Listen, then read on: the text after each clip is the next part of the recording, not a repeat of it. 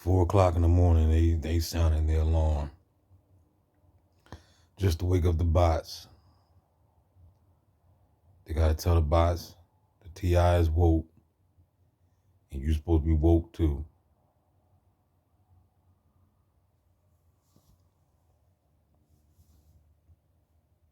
So they can monitor.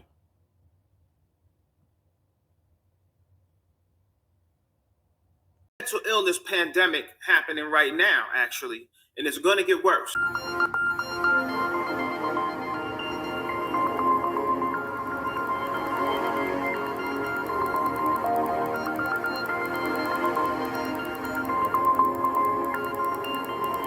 Conspiracy theory that gets passed around that we listen to what's going on your microphone and use that for ads. Right.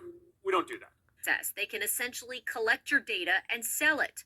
Perfect 365 is a... I gotta apologize because if this stuff seems demonic, evil, and basically blasphemous, horrible, hideous, satanic, or whatever you want to call, be sure to note that it is.